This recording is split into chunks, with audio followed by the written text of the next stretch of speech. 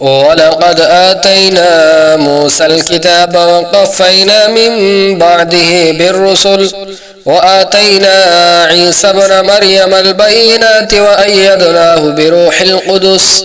أفكلما جاءكم رسول بما لا تهوى أنفسكم استكبرتم ففريقا كذبتم وفريقا تقتلون وقالوا قلوبنا غلف بل لعنهم الله بكفرهم فقليلا ما يؤمنون ولما جاءهم كتاب من عند الله مصدق لما معهم وكانوا من قبل يستفتحون على الذين كفروا فلما جاءهم ما عرفوا كفروا به فلعنة الله على الكافرين بئس ما اشتروا به أنفسهم أن يكفروا بما أنزل الله بغيا أن ينزل الله من فضله على من يشاء من عباده فباءوا بغضب على غضب وللكافرين عذاب مهين وإذا قيل لهم آمنوا بما أنزل الله قالوا نؤمن بما أنزل علينا ويكفرون بما وراءه وهو الحق مصدقا لما معهم قل فلم تقتلون أنبياء الله من قبل إن كنتم مؤمنين ولقد جاءكم موسى بالبينات ثم اتخذتم العجل من بعده وأنتم ظالمون وإذ أخذنا ميثاقكم ورفعنا فوقكم الطور خذوا ما آتيناكم بقوة واسمعوا قالوا سمعنا وعصينا وأشربوا في قلوبهم العجل بكفرهم قل بئس ما يأمركم به إيمانكم إن كنتم مؤمنين قل إن كانت لكم الدار الآخرة عند الله خالصة من دون الناس فتمنوا الموت إن كنتم صادقين ولن يتمنوا أبدا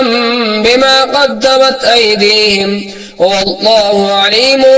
بالظالمين ولتجدنهم أحرص الناس على حياة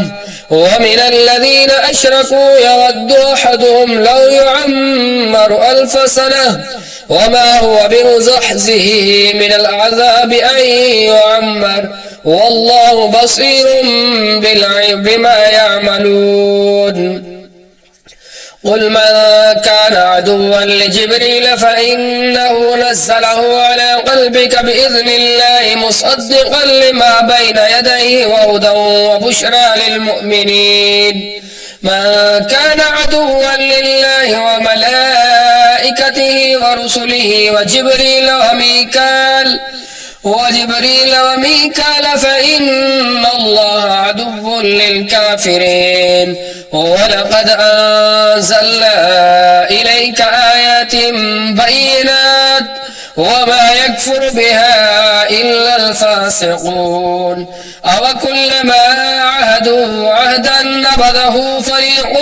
منهم بل أكثرهم لا يؤمنون ولما جاءهم رسول من عند الله مصدق لما معهم نبذ فريق من الذين أوتوا الكتاب كتاب الله وراء ظهورهم كأنهم لا يعلمون واتبعوا ما تتلو الشياطين على ملك سليمان وما كفر سليمان ولكن الشياطين كفروا يعلمون الناس السحر وما أنزل على الملكين ببابل هاروت وماروت وما يعلمان من أحد حتى يقولا إنما نحن فتنة فلا تكفر فيتعلمون منهما ما يفرقون به بين المرء وزوجه وما هم بضارين به من أحد إلا بإذن الله ويتعلمون ما يضرهم ولا ينفعهم ولقد علموا لمن اشتراه ما له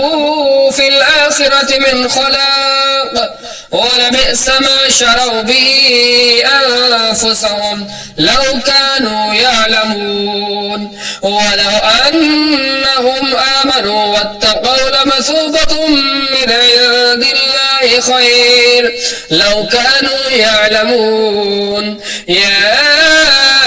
أيها الذين آمنوا لا تقولوا راعنا وقولوا انظرنا واسمعوا وللكافرين عذاب أليم ما يود الذين كفروا من أهل الكتاب ولا المشركين أن ينزل عليكم من خير من ربكم والله يختص برحمته من يشاء والله ذو الفضل العظيم ما ننسخ من آية أو ننسها نأت بخير منها أو مثلها ألم تعلم أن الله على كل شيء قدير ألم تعلم أن الله له ملك السماوات والأرض وما لكم من دون الله من ولي ولا نصير أم تريدون أن تسألوا رسولكم كما سئل موسى من قبل ومن يتبدل الكفر بالإيمان فقد ضل سواء السبيل ود كثير من أهل الكتاب لو يردونكم من بعد إيمانكم كفارا حسدا من عند أنفسهم من بعد ما تبين لهم الحق فاعفوا واصفحوا حتى يأتي الله بأمره إن الله على كل شيء قدير وأقيموا الصلاة وآتوا الزكاة وما تقدموا لأنفسكم من خير تجدوه عند الله إن الله بما تعملون بصير قالوا لن يدخلوا الجنة إلا من كان هودا أو نصارى تلك أمانيهم قل هاتوا برهانكم إن كنتم صادقين بلى من أسلم وجهه لله وهو محسن فله أجره عند ربه ولا خوف عليهم ولا هم يحزنون وقالت اليهود ليست النصارى على شيء وقالت النصارى ليست اليهود على شيء وهم يتلون الكتاب كذلك قال الذين لا يعلمون مثل قولهم فالله يحكم بينهم يوم القيامة فيما كانوا فيه يختلفون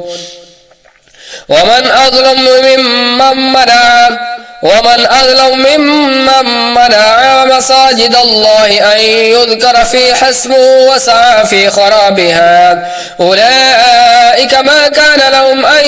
يدخلوها إلا خائفين لهم في الدنيا خزي ولهم في الآخرة عذاب عظيم ولله المشرق والمغرب فأينما